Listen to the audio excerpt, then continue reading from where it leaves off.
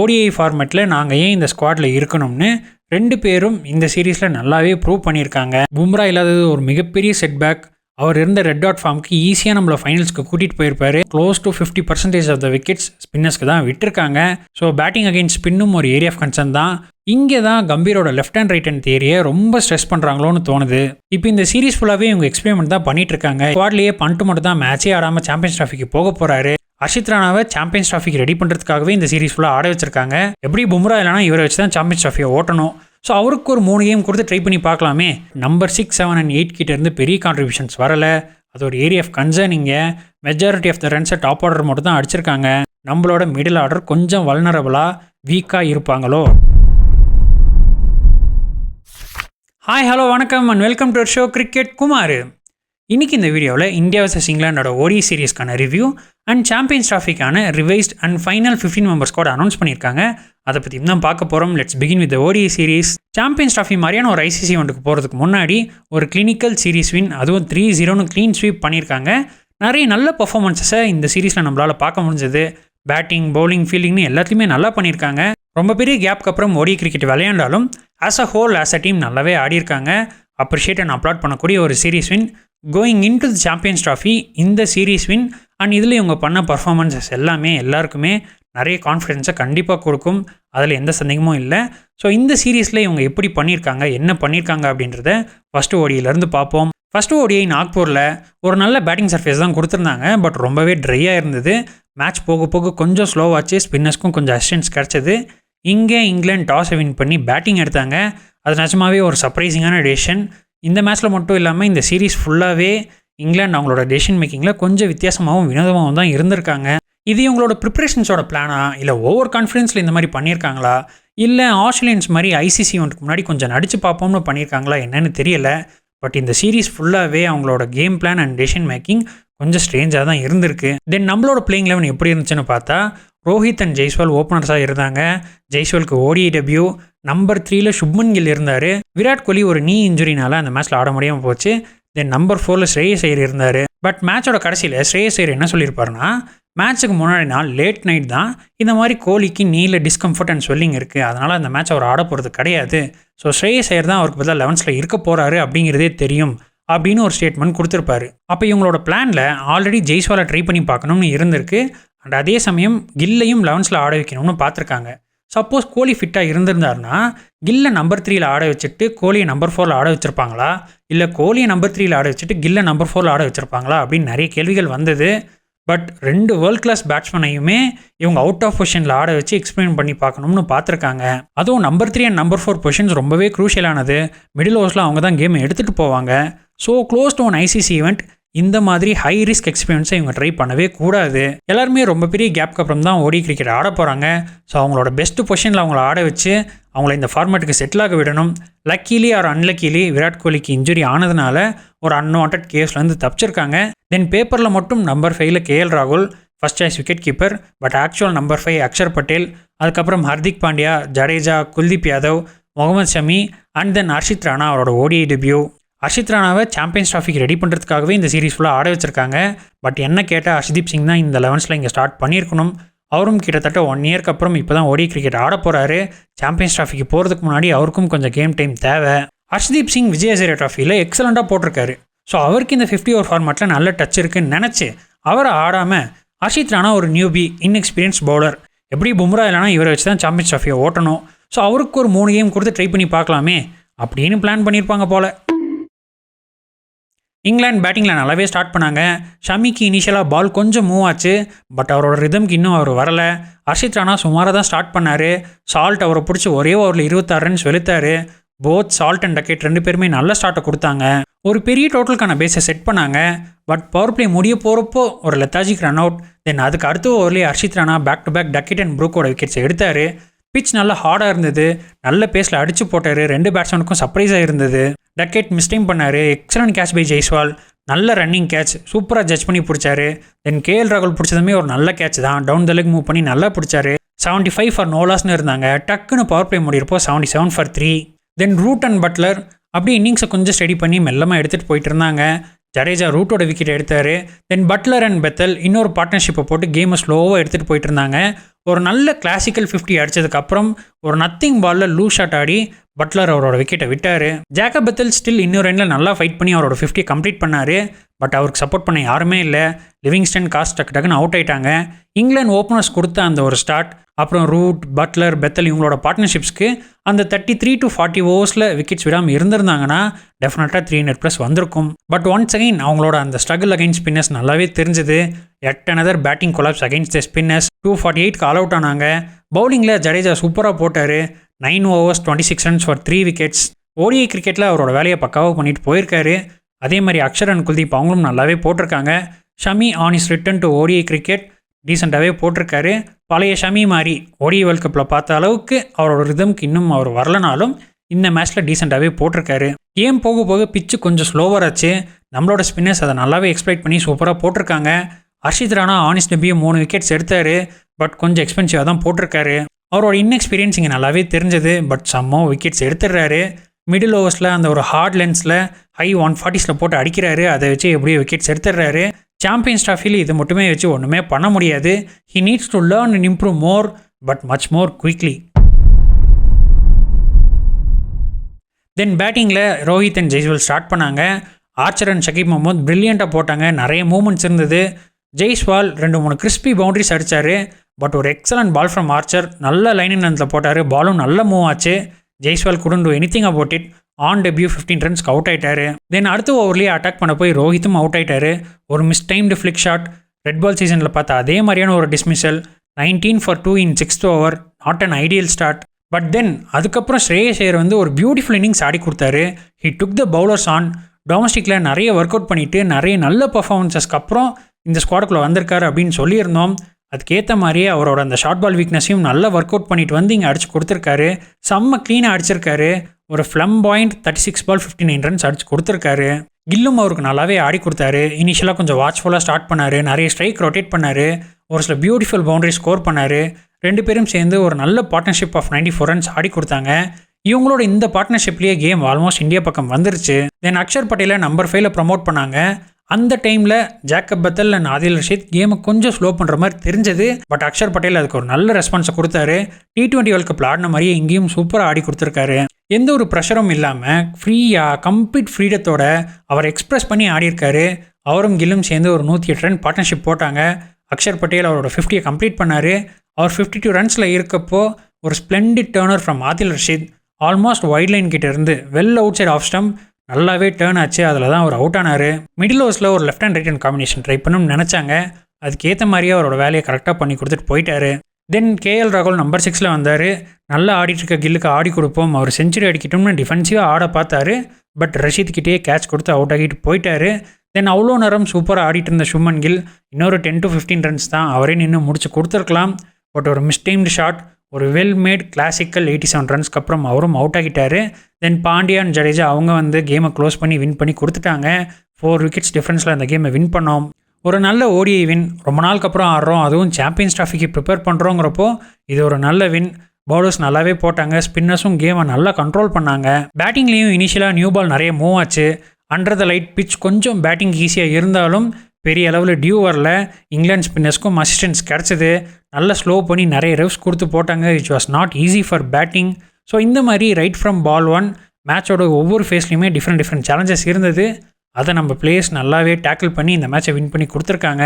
இது ஒரு நல்ல கிளாசிக்கல் ஓடிஐ கேம். இருந்தாலும் லாஸ்ட்டில் அந்த 2-3 விக்கெட்ஸை விட்டுருக்க வேண்டாம். அக்ஷருக்கு கூட பரவாயில்ல, அந்த பால் ரொம்பவே டேர்ன் ஆச்சு. But Shubman Gill and KL ராகுல் should have completed this match. England பேட்டிங்கில் கொலாப்ஸ் ஆகாமல் ஒரு 320, 313 அடிச்சிருந்தாங்கன்னா மேட்ச் எப்படி வேணால் போயிருக்கும். ஸோ அதை மட்டும் இவங்க லூஸாக விடாமல் இவங்களே நின்று முடிச்சு கொடுத்துருக்கலாம். மேபி சுப்மன் கில் ஒரு செஞ்சுரி அடித்து நாட் அவுட்டாக முடிச்சு கொடுத்துருந்தா இன்னுமே நல்லா இருந்திருக்கும். தென் செகண்ட் ஓடிஐ கட்டக்கில் very hot and humid conditions. பிச்சும் பேட்டிங்க்கு பெட்டராகவே இருந்தது, பட் கொஞ்சம் லோவாக இருந்தது. நாக்பூர் மாதிரி ஹார்டான சர்ஃபேஸ் கிடையாது, பட் ஸ்டில் பேட்டிங்க்கு ஒரு நல்ல சர்ஃபேஸ். இங்கிலாந்து டாஸ் வின் பண்ணி பேட்டிங் எடுத்தாங்க. அது எட்டகைன் ஒரு டெசிஷன் மேக்கிங் மிஸ்டேக். தென் நம்மளோட பிளேயிங் 11 பார்த்தோம்னா 2 சேஞ்சஸ் பண்ணாங்க. ஜெய்ஸ்வால் அண்ட் குல்தீப் யாதவை ட்ராப் பண்ணிவிட்டு விராட் கோலி அண்ட் வருண் சக்கரவர்த்தியை கொண்டு வந்தாங்க. வருண் சக்கரவர்த்திக்கு அவரோட ODI debut, second oldest Indian to make an ODI debut. இங்கிலாந்து ஓப்பனர்ஸ் செம்மையாக ஸ்டார்ட் பண்ணாங்க. பவர் பிளேவை நல்லா யூஸ் பண்ணாங்க. ஒரு குயிக் ஃபயர் 81 ரன்ஸ் பார்ட்னர்ஷிப்க்கு அப்புறம் வருண் சக்கரவர்த்தியோட ஓவரில் ஃபில் சால்ட் மிஸ்டீம் பண்ணி அவுட் ஆகிட்டு போயிட்டாரு. இங்கேயும் இவங்களுக்கு கிடைச்ச இந்த ஸ்டார்ட்டை பார்த்து ஒரு பெரிய ஸ்கோர் வரும்னு எதிர்பார்த்தேன். பட் பேஸ்பால் ஒன்ஸ் அகைன் சொதப்பிட்டாங்க. டக்கெட்டும் நல்லா ஆடிட்டு இருந்தார். 65 ரன்ஸ் அடித்து டீப்பில் கேட்ச் கொடுத்துட்டு போயிட்டாரு. தென் அதுக்கப்புறம் ஹாரி ப்ரூக்கும் ஜோ ரூட்டும் ஒரு நல்ல ரன் ரேட்டில் நல்ல பார்ட்னர்ஷிப்பில் போயிட்டு இருந்தாங்க. அந்த டைமில் தான் ஹர்ஷித் ராணாவோட ஓவரில் ஒரு நல்ல ஸ்லோவர் பால் அண்ட் ஒரு extraordinary catch from Shubman Gill ஒரு மச் நீடட் பிரேக் த்ரூவை கொடுத்தாங்க. இந்த டூர்லேயே including both T20s and ODIs இந்த இன்னிங்ஸில் தான் ஹாரி ப்ரூக் கொஞ்சம் சாலிடாக நல்லா ஆடிட்டு இருக்க மாதிரி தெரிஞ்சார். பட் அந்த ஸ்லோவர் பாலை பிக் பண்ணாமல் அவுட் ஆகிட்டாரு. தென் பட்லர் அண்ட் ரூட் நல்லா ஸ்மூத்தாக போயிட்டு இருந்தாங்க. ஒன்ஸ் அகெயின் கில் ஒரு நல்ல கேட்ச் பிடிச்சி பட்லர் அவுட் ஆனார். 40 ஓவர்ஸில் 220 for 4 சாலிடாக 330+ அடிச்சிருக்கலாம். பட் ஒரு brilliant move from Rohit Sharma. Middle ஓவர்ஸில் இவங்க என்ன தான் ஸ்பின்னர்ஸை சேஃபாக டிஃபென்சிவாக ஆடி இருந்தாலும் ஸ்லாக் ஓவர்ஸில் அவங்களை அடிக்க போகிறப்போ தப்பு பண்ணுவாங்கன்னு யோசிச்சு ஸ்பின்னர்ஸை கொண்டு வந்தார். அதுக்கேற்ற மாதிரியே ஜடேஜாவும் நல்லா ஸ்லோ பண்ணி போட்டார். ரூட்டோட விக்கெட் எடுத்தார், ஓவர்டனோட விக்கெட்டையும் எடுத்தார். அக்ஷர் அண்ட் வருண் அவங்களும் அதே மாதிரி நல்லா போட்டாங்க, பவுண்ட்ரிஸே கொடுக்காம போட்டாங்க. தென் லாஸ்ட் 4 ஓவர்ஸில் லிவிங்ஸ்டன் அண்ட் ரஷீத் ஒரு சில பவுண்ட்ரிஸ் அடித்து ஸ்கோரை ஏற்றுனாங்க. Then back to back run outs 304 all out ஆனாங்க. பவுலிங்கை பொறுத்த வரைக்கும் நம்மளோட 3 சீமர்ஸுமே இங்கே கொஞ்சம் எக்ஸ்பென்சிவாக தான் இருந்திருக்காங்க. பட் அதை காம்பன்சேட் பண்ணுற மாதிரி நம்மளோட ஸ்பின்னர்ஸ் நல்லாவே டைட்டாக போட்டு கொடுத்துருக்காங்க. Especially Ravindra Jadeja once again ஒரு நல்ல எக்கனாமிக்கல் ஸ்பெல் போட்டிருக்காரு. 10 overs 35 runs for 3 wickets. அவரோட எக்ஸ்பீரியன்ஸை இந்த 2 மேட்ச்லேயும் நல்லாவே காமிச்சிருக்காரு. இங்கிலாந்து பேட்டர்ஸோட அந்த ஸ்ட்ரகிள் அகைன்ஸ்ட் ஸ்பின் இங்கேயும் கண்டினியூ ஆகியிருக்கு. தென் சேசிங்கில் ரோஹித் அண்ட் கில் செம்மையாக ஸ்டார்ட் பண்ணாங்க. ரோஹித் அவரோட ஃபார்முக்கு திரும்பி வந்தே ஆகணும், இந்த மேட்ச்சில் ஸ்கோர் பண்ணியே ஆகணும்னு ரொம்பவே டெஸ்பரேட்டாக இருந்தார். அவரோட பாடி லாங்குவேஜ் அண்ட் அப்ரோச்லேயே அவரோட அந்த ஹங்கர் ஃபார் ரன்ஸ் நல்லாவே தெரிஞ்சுது. செம்ம நாக் ஆடினார். ஒவ்வொரு பாலையும் சூஸ் பண்ணி செலக்ட் பண்ணி அடித்தார். அதே மாதிரி இன்னொரு எண்டில் சுப்மன் கில் அவரும் கன்சிஸ்டண்டாக பவுண்டரி ஸ்கோர் பண்ணி ஒரு நல்ல ஃப்ளோவில் இந்த பார்ட்னர்ஷிப்பை எடுத்துகிட்டு போனாங்க. ஆஃப்டர் அ வெல்மேட் 60 ஒரு சின்ன lack in concentration Gill out ஆகிட்டார். அதுக்கப்புறம் கோலி ரொம்ப நாள் கழிச்சு ஆடுறோம், கொஞ்சம் டைம் எடுத்து ஆடுவோம், க்ரீஸில் கொஞ்சம் நேரம் டைம் ஸ்பெண்ட் பண்ணுவோம்னு பார்த்தாரு. பட் ரஷீதோட ஸ்பின் கிட்ட மாட்டிக்கிட்டாரு. ரோஹித் இன்னொரு பக்கம் அவரோட இன்னிங்ஸை நல்லாவே எடுத்துகிட்டு போனார். இங்கே அவரோட இன்னிங்ஸ், இந்த மேட்ச்சில் அவர் அடிக்க போகிற ரன்ஸ், இது எல்லாமே டீமுக்கும் சரி அவரோட செல்ஃப் கான்ஃபிடன்ஸ்க்கும் சரி எவ்வளோ முக்கியம்னு நல்லா தெரிஞ்சு புரிஞ்சு ஒரு long waited and very much needed international செஞ்சுரியை கம்ப்ளீட் பண்ணார். இந்த இன்னிங்ஸ் கண்டிப்பாக இவரோட கான்ஃபிடன்ஸை எலிவேட் பண்ணி பூஸ்ட் பண்ணியிருக்கும். ஒரு நல்ல நாக். ரொம்ப நாளாக ரோஹித் சர்மா பெரிய இன்னிங்ஸ் ஆடணும், அவர் நிறைய ரன்ஸ் அடிக்கணும்னு எதிர்பார்த்துட்டு இருந்தேன். Finally he got one. Then Shreyas Iyer அவரும் நல்லா ஆடி ஒரு 44 ரன்ஸ் அடிச்சு கொடுத்தாரு. கில் அண்ட் ரோஹித் ஆடிட்டு இருந்தப்போ ஒரு நல்ல ஃப்ளோ ஆஃப் ரன்ஸ் இருந்தது. கோலி வந்தப்போ அது கொஞ்சம் ஸ்லோவாச்சு. பட் அகைன் ஸ்ரேயஸ் ஐயர் மறுபடியும் அந்த ஃப்ளோ ஆஃப் ரன்ஸை கண்டினியூ பண்ணுறதுக்கு ரொம்பவே ஹெல்ப் பண்ணார். தென் ரோஹித் அவுட் ஆனதும் நம்பர் 5 அகைன் அக்ஷர் பட்டேல் அனுப்புனாங்க. நாக்பூரில் எங்கே விட்டாரோ அங்கேருந்தே அவரோட பேட்டிங்கை கண்டினியூ பண்ணியிருக்காரு. இங்கேயும் ஒரு well made 41 runs not out. இவ்வளோ நாள் லோவர் டவுன் தி ஆர்டரில் லாஸ்ட் ஃபியூ ஓவர்ஸில் ப்ரெஷரில் ஆடிட்டு இருந்தார். பட் இங்கே இந்த 2 இன்னிங்ஸ்லையும் ரொம்பவே ப்ரெஷர் ஃப்ரீயாக நல்லா ஆடி கொடுத்துருக்காரு. ஆல்ரெடி டெஸ்ட் அண்ட் T20 ஃபார்மட்ஸில் அவரோட பேட்டிங் எபிலிட்டி என்னன்னு ப்ரூவ் பண்ணியிருக்காரு. ஒன்ஸ் அகைன் இங்கே ODIஸ்லையும் நான் ஒரு மச் பெட்டர் பேட்ஸ்மேன் தானே நல்லாவே அடித்து காமிச்சிருக்காரு. 2 மேட்ச்லையுமே சிச்சுவேஷன்ஸ்க்கு தகுந்த மாதிரி சூப்பராக ஆடி கொடுத்துருக்காரு. அதுக்கப்புறம் ராகுல் 10 ரன்ஸில் அவுட் ஆகிட்டாரு. பாண்டியா அவரும் 10 ரன்ஸில் அவுட்டு. தென் அதுக்கப்புறம் ஜடேஜா ஃபஸ்ட் ODI மாதிரியே இங்கேயும் 2 பவுண்டரிஸ் அடித்து அகெயின் 4 விக்கெட்ஸ் டிஃப்ரென்ஸில் வின் பண்ணோம். இங்கேயும் எனக்கு ஃபஸ்ட் ODI மாதிரி தான் லாஸ்ட்டில் அந்த 2-3 விக்கெட்ஸை விட்டுருக்க வேணாம்னு தோணுச்சு. இந்த 2 மேட்ச்லையுமே நம்மளோட டாப் ஆர்டரே மெஜாரிட்டி ஆஃப் த ரன்ஸ் அடித்து ஆல்மோஸ்ட் மேட்சையும் முடிச்சு கொடுத்துட்டாங்க. ரிமைனிங் அந்த 30-40 ரன்ஸ்க்கு 3 விக்கெட்ஸ் விட்டுருக்காங்கன்னா சப்போஸ் டாப் ஆர்டருக்கு கிளிக் ஆகலை, இல்லை இன்னொரு 100 to 150 ரன்ஸ் தேவைப்படுற மாதிரி இருக்குன்னா அந்த மாதிரி சிச்சுவேஷன்ஸில் நம்மளோட மிடில் ஆர்டர் கொஞ்சம் வல்னரபுளாக வீக்காக இருப்பாங்களோ அப்படின்னு தோணுது. அதே மாதிரி இந்த மேட்ச்சில் நம்ம ஃபஸ்ட் பேட்டிங் ஆடி இருந்தால் இன்னும் கொஞ்சம் பெட்டராக இருந்திருக்கும்னு தோணுச்சு. நைட்டில் கொஞ்சம் டியூ இருந்தது. டியூவில் நம்ம ஸ்பின்னர்ஸ் எப்படி போடுறாங்கன்னு பார்த்துருக்கலாம். அவங்களுக்கும் அது ஒரு நல்ல ப்ரிப்ரேஷனாக இருந்திருக்கும். மற்றபடி இது ஒரு நல்ல win. Complete team effort. Batting bowling ரெண்டுலையுமே நல்லா பண்ணியிருக்காங்க. இனிஷியலாக ஃபீல்டிங்கில் ஒரு சில சான்சஸை மிஸ் பண்ணாங்க. பட் லேட்டர் ஆன் நல்ல ஃபீல்டிங் எஃபர்ட்ஸ் போட்டாங்க. ஓவராலாக பார்க்குறப்போ இது ஒரு clinical win and excellent team work. Then final ODI அகமதாபாத்தில் ODI வேர்ல்ட் கப் ஃபைனல்ஸ் விளையாண்ட அதே பிச். பட் இங்கே கொஞ்சம் பெட்டராக இருந்தது. பிச்சில் நிறைய குட்டி குட்டி கிராக்ஸ் இருந்தாலும் பேட்டிங்க்கு நல்லாவே இருந்தது. இங்கிலாந்து அகைன் டாஸ் வின் பண்ணாங்க. வின் பண்ணி பவுலிங் எடுத்தாங்க. நம்மளோட பிளேயிங் லெவனை பொறுத்த வரைக்கும் 3 சேஞ்சஸ் பண்ணாங்க. ஜடேஜா அண்ட் ஷமியை ரெஸ்ட் பண்ணிவிட்டு வாஷிங்டன் அண்ட் ஹர்ஷ்தீப்பை கொண்டு வந்தாங்க. வருண் ஃபுல்லாக ஃபிட் இல்லைன்னு குல்தீப் யாதவை கொண்டு வந்தாங்க. என்னோட ஒப்பீனியனில் ஹர்ஷித் ராணாவை ரெஸ்ட் பண்ணிவிட்டு ஷமி அண்ட் ஹர்ஷ்தீப்போட ஆடி இருக்கலாம். எனக்கு தெரிஞ்சு ஷமி அண்ட் ஹர்ஷ்தீப் தான் சாம்பியன்ஸ் ட்ராஃபிக்கு ஃபஸ்ட் சாய்ஸ் ஃபாஸ்ட் பவுலர்ஸாக இருப்பாங்க. அவங்க தான் இருக்கணும். பட் நம்மளோட ஹெட் கோச் ஹர்ஷித் ராணாவை ஃபர்ஸ்ட் சாய்ஸ் பவுலராக கன்சிடர் பண்ணுறதுக்கும் நிறையவே வாய்ப்பு இருக்குது. இப்போ அஃபிஷியலி ராணா தான் பும்ராக்கு ரிப்ளேஸ்மெண்ட் மாதிரி சொல்லிட்டாங்க. ஸோ அவர் 11th விளையாடுறதுக்கு நிறையவே வாய்ப்பு இருக்குது. முகமது ஷமி இன்ஜுரியிலேருந்து ரெக்கவர் ஆகி ஸ்குவாட்குள்ளே வந்து 2 T20s 2 ODIs தான் ஆடிருக்காரு. T20s கூட பரவாயில்ல, பட் இந்த 3 ODIஸும் அவர் ஆடியே ஆகணும்னு சொல்லியிருந்தேன். அவரோட பழைய ரிதம் இன்னும் வரலை. நிறைய கேம் டைம் அவருக்கு கிடைக்க தான் அவரோட அந்த ரிதம் கான்ஃபிடன்ஸ் இது எல்லாமே பழைய மாதிரி திரும்பி வரும். ஸோ அவரை இங்கே கண்டிப்பாக ஆட வச்சிருக்கணும். ஹர்ஷ்தீப் சிங்கை இங்கே ஆட வச்சுருக்காங்க, ஓகே ஃபைன். பட் நான் முன்னாடியே சொன்ன மாதிரி அவருக்கும் நிறைய கேம் டைம் தேவை. அட்லீஸ்ட் 2 ODIஸ்லையாச்சும் அவர் ஆட வச்சிருக்கலாம். 3 ODIஸ்லையும் 3 ஃபாஸ்ட் பவுலர்ஸையும் ரொட்டேட் பண்ணி ஆளுக்கு 2 கேம்ஸ் ஆட வச்சிருந்தா கூட பரவாயில்ல. இது லிட்ரலாக ஹர்ஷித் ராணாவை சாம்பியன்ஸ் டிராஃபிக்கு ரெடி பண்ணி அனுப்புறதுக்காகவே பண்ண மாதிரி தெரியுது. தென் பேட்டிங் ஆர்டர்லையும் மேபி ஸ்ரேயஸ் ஐயரை ரெஸ்ட் பண்ணிவிட்டு பண்ட்டு இந்த கேமில் ஆட வச்சிருக்கலாம். அவரும் ODI கிரிக்கெட் விளையாண்டு ரொம்ப நாள் ஆச்சு. அவருக்கு இந்த மேட்ச்சில் ஒரு சான்ஸ் கொடுத்து அவரையும் கொஞ்சம் ரன்ஸ் அடிக்க விட்டுருந்தா going into the champions trophy அவருக்கும் கொஞ்சம் கான்ஃபிடன்ஸ் கிடச்சிருக்கும். இப்போ இந்த சீரீஸ் ஃபுல்லாகவே இவங்க எக்ஸ்பெரிமெண்ட் தான் பண்ணிட்டு இருக்காங்க. எல்லாரையும் ஒரு மேட்ச் ஆட வச்சுட்டாங்க. இந்த ஸ்குவாட்லேயே பண்ட்டு மட்டும் தான் மேட்சே ஆடாமல் சாம்பியன்ஸ் டிராஃபிக்கு போக போகிறாரு. ஸ்ரேயஸ் ஐயரும் ஆல்ரெடி 2 மேட்ச்லையும் நல்லாவே ஆடிட்டாரு. ஸோ இங்கே இதை இவங்க கொஞ்சம் யோசிச்சு பார்த்து பண்ட்டு ஆட வச்சிருக்கலாம். பட் ஏன் ஆட வைக்காமல் போனாங்கன்னு தெரியல. பேட்டிங்கில் ரோஹித் சர்மா ஒரு ரன்லேயே அவுட் ஆகிட்டாரு. மார்க்வுட் போட்டது ஒரு நல்ல பால், கரெக்டாக ரோஹித் சர்மாவோட வீக்னஸ்க்கே போட்டார். டெஸ்ட் மேட்சஸில் சவுதி, பேட் கமின்ஸ் இவங்களாம் இதே பால் போட்டு தான் பேக் டு பேக் இன்னிங்ஸில் அவர் நிறைய டைம் விக்கெட்ஸ் எடுத்தாங்க. அதே மாதிரி மார்க்வுட் ரைட் ஹேண்ட் பண்ணி போட்டார். ரோஹித் சர்மா அதை நிக் பண்ணி அவுட் ஆகிட்டார். இன்னொரு எண்டில் கில் சாலிடாக ஆடிட்டு இருந்தார். அகமதாபாத் அவரோட ஃபோர்ட்ரஸ்னே சொல்லலாம். எல்லா ஃபார்மெட்லேயும் இந்த கிரவுண்டில் செஞ்சுரி அடிச்சிருக்காரு. இந்த 3rd ODIலையும் சூப்பராக ஆடியிருக்காரு. இனிஷியலாக இங்கே பால் நிறையவே மூவ் ஆச்சு. போத் மெஹமூத் அண்ட் வுட் 2 பேருமே நல்ல ஏரியாஸில் போட்டாங்க. பட் கில் அதை நல்லாவே கவுண்டர் அட்டாக் பண்ணார். இறங்கி வந்து மூவ்மெண்ட்டை நெகோஷியேட் பண்ணி ஒரு சில பவுண்டரிஸ் அடிச்சார். அண்ட் இன்னொரு எண்டில் விராட் கோலி அவரும் இந்த இன்னிங்ஸில் நல்லாவே கான்ஃபிடென்ட்டாக இருந்தார். இனிஷியலாக அவருக்கும் மார்க்வுட்டுக்கும் ஒரு நல்ல பேட்டில் போயிட்டு இருந்தது. நிறைய பிளேன் மிஸ்ஸஸ் இருந்தது. பதிலுக்கு கோலியும் ஒரு சில பவுண்டரிஸ் அடித்தார். ஈவன் 2 கல்லி கூட வச்சு அவர் அட்டாக் பண்ணாங்க. பட் இது எல்லாத்தையும் விராட் கோலி நல்லாவே டேக்கிள் பண்ணார். 2 பேரும் நல்ல ஒரு பார்ட்னர்ஷிப்பில் போயிட்டு இருந்தாங்க. ஒரு கிளாசிக் கோலி 100 வரும்னு ரொம்பவே எதிர்பார்த்தேன். பட் 50 ரன்ஸ் அடிச்சுட்டு கட்டக்கில் அவுட் ஆன மாதிரியே இங்கேயும் மாதுல் ரஷீத் கிட்டேயே மாட்டிக்கிட்டாரு. ஸ்ரேயஸ் ஐயர் அகைன் ஒரு நல்ல இன்னிங்ஸ், 78 of 64 balls. கில் கூட சேர்ந்து 104 ரன்ஸ் பார்ட்னர்ஷிப் போட்டார். கில்லும் சூப்பராக ஆடி 112 ரன்ஸ் அடித்தார். ODI ஃபார்மேட்டில் நாங்கள் ஏன் இந்த ஸ்குவாடில் இருக்கணும்னு 2 பேரும் இந்த சீரீஸில் நல்லாவே ப்ரூவ் பண்ணியிருக்காங்க. கில் முக்கியமான மேட்சஸ்லேயோ சேசிங்லேயோ அடித்த மாதிரி தெரியலன்னு சொன்னீங்கப்பா, இப்போ இதுக்கு என்ன சொல்ல போகிற அப்படின்னு கண்டிப்பாக என்னை பார்த்து கமெண்ட்ஸில் கேட்பீங்க. கில் ஸ்கோர் பண்ணதில் எனக்கும் சந்தோஷம்தான். இதே மாதிரி அவர் இன்னும் நிறைய கேம்ஸ் வின் பண்ணி கொடுக்கணும் தான் நானும் சொல்கிறேன்.